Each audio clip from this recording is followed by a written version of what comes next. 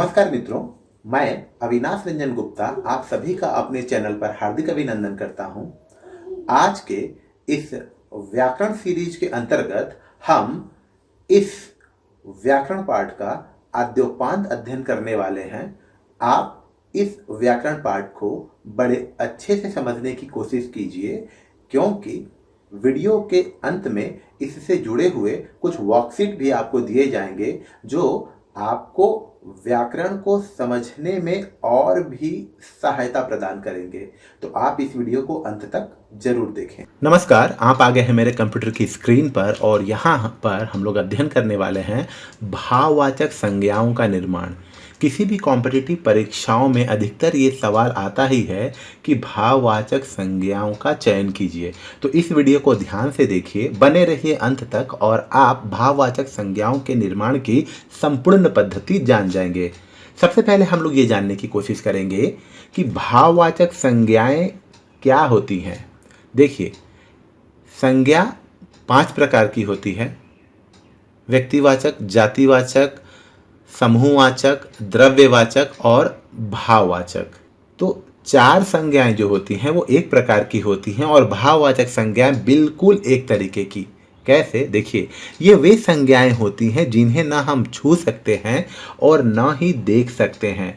हम इन संज्ञाओं को केवल और केवल महसूस कर सकते हैं, उसे ही हम भाववाचक संज्ञा कहते हैं। अर्थात देखिए, यहाँ एक शब्द है सुख।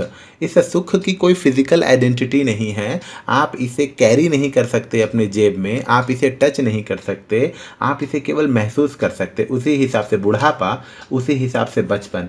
मतलब भाववाचक संज्ञाओं को केवल और केवल हम लोग महसूस कर सकते हैं।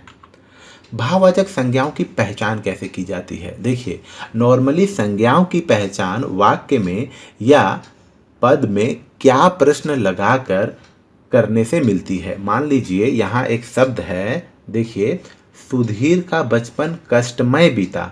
तो यहाँ पर क्या कष्टमय बीता, देखिए हम लोगों ने क्या लगाकर एक सवाल बनाया है और उत्तर मिला बचपन। तो ये बचपन हो जाएगा भाववाचक संज्ञा। आप अन्य संज्ञाओं का पता भी क्या लगाकर कर सकते हैं, लेकिन याद रखिएगा जब भाववाचक संज्ञा की बारी आती है तो इसमें वही संज्ञाएं होती हैं जिन्हें ना हम छू सकते हैं, ना हम देख सकते हैं, हम केवल महसूस कर सकते हैं। भाववाचक संज्ञाओं के निर्माण की पद्धति में हम लोग थोड़ी देर बाद प्रवेश करने वाले हैं, लेकिन उससे पहले हम लोगों को ये जान लेना भी जरूरी है कि कुछ भाववाचक संज्ञाएं जो होती हैं वो संपूर्ण स्वतंत्र होती हैं। अर्थात उसमें किसी भी प्रकार के प्रत्ययों का योग नहीं होता। जैसे करुणा, जैसे दया, सत्य, क्रोध, हिंसा, आलस्य, ये कुछ ऐसे भाववाचक संज्ञा शब्द हैं जो संपूर्ण रूप से स्वतंत्र हैं। भाववाचक संज्ञाओं का निर्माण ये होता कैसे है? देखिए, भाववाचक संज्ञाओं का निर्माण या एब्स्ट्रैक्ट नाउन, बार बार ये जो भाववाचक संज्ञाएं आ रही हैं इसे आप अंग्रेजी में कहेंगे एब्स्ट्रैक्ट, किसी चीज से निकाला हुआ, एब्स्ट्रैक्ट नाउन। और यहाँ पर हम लोग अध्ययन करने वाले हैं फॉर्मेशन ऑफ एब्स्ट्रैक्ट नाउन।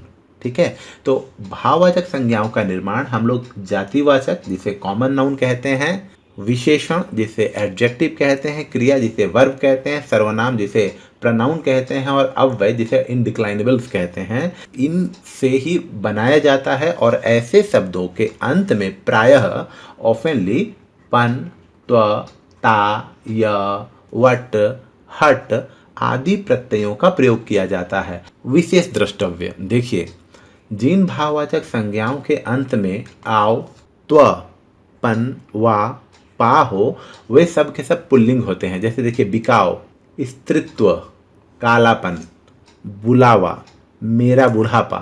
तो ये जैसे भी शब्द हैं वो पुल्लिंग ही होंगे, मैस्कुलाइन ही होंगे। ठीक इसी प्रकार जिन भाववाचक संज्ञाओं के अंत में आई, ता, वट, हट हो वे सब के सब स्त्रीलिंग होते हैं, फेमिनाइन होते हैं। जैसे देखिए, मेरी चतुराई, भलाई का काम अच्छी बात है, ममता, मेरी ममता, उसकी महानता, इसकी बनावट, घर की सजावट, बर्तन की चिकनाहट, आदमी की घबराहट, तो ये जितने भी शब्द आ रहे हैं वो स्त्रीलिंग शब्द है। जातिवाचक गुरु, गुरु से बन रहा है गुरुत्व या गुरुता। जैसा कि हम लोगों ने पहले ही तय कर लिया था, त्व या ता आदि प्रत्ययों का प्रयोग भाववाचक संज्ञाओं के निर्माण में किया जाता है। कहीं कहीं पर आपको गौरव शब्द भी मिल सकता है और ये भी गुरु का ही एक रूप है। जैसे मनुष्य से मनुष्यता, अध्यापक से अध्यापन, पशु से पशुता, दनुज से दनुजता। दनु एक पौराणिक पात्र है और दनुज ज मतलब जन्म लेने वाला, अर्थात दनु से जो जन्म लिया वो हुआ दनुज, दानव। ठीक है, और दनुजता दानवता। भाई देख रहे हैं, उससे भाईचारा बना। पुरुष पुरुषत्व या आप इसे पौरुष भी लिख सकते हैं। डाकू से डकैती, बच्चा से बचपन। यहाँ एक बात याद रखिएगा, बच्चा से बच्चापन क्यों नहीं हुआ। हिंदी में जब संधि होती है या हिंदी में जब समास शब्दों का निर्माण होता है तो उसमें लघुता का सिद्धांत है। लघुता का सिद्धांत कहने का मतलब है आ की मात्रा अ में कन्वर्ट हो जाती है।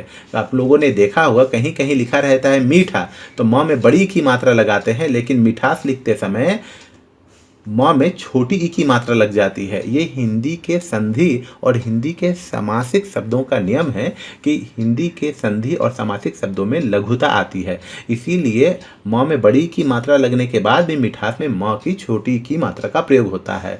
उसी प्रकार देखिए, नारी से नारित्व, मानव मानव से मानवता, दास अर्थात गुलाम नौकर से दासता, लड़का से लड़कपन, वही सिद्धांत काम कर रहा है। देखिए, लड़कापन नहीं होगा लड़कपन हो रहा है, क्योंकि हिंदी में जब संधि समास या प्रत्ययों का प्रयोग होता है तो उसमें लघुता का सिद्धांत काम करता है। शिशु शैशव, बूढ़ा बुढ़ापा, मित्र मित्रता, बंधु बंधुत्व, सेवक सेवा।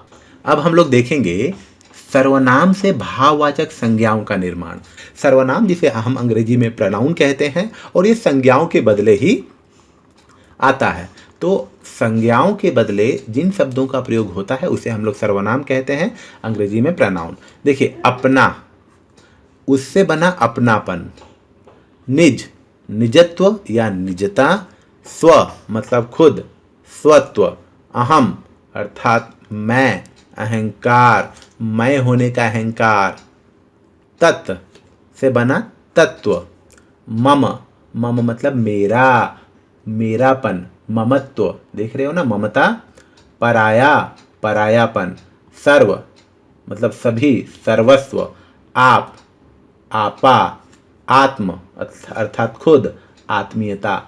विशेषण से भाववाचक संज्ञाओं का निर्माण। देखिए, विशेषण जिसे हम लोग अंग्रेजी में एडजेक्टिव कहते हैं और ये सर्वनाम और संज्ञा की विशेषता बताता है, अर्थात क्वालिटीज के बारे में बताता है। तो लघु, कैसा, लघु अर्थात छोटा, इससे बना लघुता या लाघव। एक कितना, एकता एकत्व। मीठा, कैसा, मिठास। अभी हम लोगों ने पढ़ा था लघुता का सिद्धांत हिंदी में काम आता है। जैसे ही हम लोग प्रत्यय या उपसर्ग या समास या संधि करते हैं हिंदी में, तो हम लोग देखते हैं कि वहाँ लघुता का सिद्धांत काम करता है। एग्जाम्पल के लिए और एक शब्द ले लीजिए, हाथ के लिए कड़ी। हाथ के लिए कड़ी, लेकिन हम लोग लिखते हैं तो क्या, हथकड़ी। आम का चूर, आम का चूर, लेकिन लिखते हैं क्या, अमचूर। अमचूर, अमचूर पाउडर आता है। तो हिंदी में क्या होता है, लघुता का सिद्धांत ही काम करता है। कैसा, गंदा, गंदगी। कैसा, अच्छा, उससे बना अच्छाई। कैसा है, वीर है, वीरता या वीरत्व। कैसा, चालाक, चालाकी। कैसा आदमी है, गरीब आदमी है, गरीब से बना गरीबी। कैसा आदमी है, मूर्ख आदमी है, मूर्ख से बना मूर्खता। कैसा आदमी है, मोटा, मोटा से बना मोटापा। ठीक उसी प्रकार देखिए, कैसा है तो चिकना है से बना चिकनाहट। कैसा है, बड़ा है, बड़ा से बना बड़ाई। भला मानुस, कैसा मानुस, भला मानुस, भलाई। ढीठ व्यक्ति, ढिठाई। लाल, कैसा, लाल, लाली या लालिमा। कैसा, दीन, इस दीन का मतलब हुआ गरीब, उसी प्रकार बन गया दीनता या दैन्य। सुंदर, कैसा, सुंदर, सौंदर्य और सुंदरता। कैसा, बुरा, बुराई। कैसा, चौड़ा, चौड़ाई। कैसा, बेईमान, बेईमानी। ठीक उसी प्रकार देखिए कैसा, सरल, सरलता या सारल्य। परिश्रमी, कैसा है, परिश्रमी है, विशेषण शब्द है परिश्रम। कैसा, गंभीर, से गंभीरता या गांभीर्य। कैसा बोलता है वो, स्पष्ट बोलता है, स्पष्टता। कितना है, अधिक है, अधिकता या आधिक्य। उसी प्रकार देखिए आवश्यक, जरूरी, आवश्यक। कैसा है, आवश्यक है, आवश्यक से हो गया आवश्यकता। अच्छा, अच्छा से हो गया अच्छाई। सभ्य, सभ्य से हो गया सभ्यता। भावुक, भावुक से हो गया भावुकता। कैसा मौसम है, गर्म मौसम है, तो क्या लग रही है, गर्मी लग रही है। अब देखते हैं क्रिया से हम लोग किस प्रकार भाववाचक संज्ञाओं का निर्माण करते हैं। देखिए क्रिया जिसे हम लोग अंग्रेजी में कहते हैं वर्ब, और याद रखिएगा क्रिया के मूल रूप का पता लगाने के लिए आप तू के बाद कुछ भी लगा दिए, जैसे तू पढ़, तो ये जो पढ़ हो गया वो क्रिया का मूल रूप हो गया। उसी प्रकार तू लिख, तो ये जो लिख हो गया वो क्रिया का मूल रूप हो गया। ठीक है, तो गिरना, गिरना से वह गिरावट। काटना, काटना से वह कटाई। लड़ना से लड़ाई। चलना से चाल या चलन। दिखाना से दिखावा या दिखावट। सीना, कपड़े सीना, ये चेस्ट और छाती के संदर्भ में नहीं है, उससे हो गया सिलाई। रोना से हो गया रुलाई। पढ़ना से हो गया पढ़ाई। अस्थि मतलब है अस्तित्व, मतलब पहचान। वजूद, देखना, देखना से हुआ दृष्टि। जागना, जागना से होता है जागरण। पहनना, पहनना से होता है पहनावा। थकना, थकना से होता है थकान या थकावट। मुझे थकान हो गई, क्या हो गई, थकान हो गई। घटना, घटाव। बरतना, सावधानी बरतना, क्या बरतना, सावधानी बरतना, उसका बर्ताव।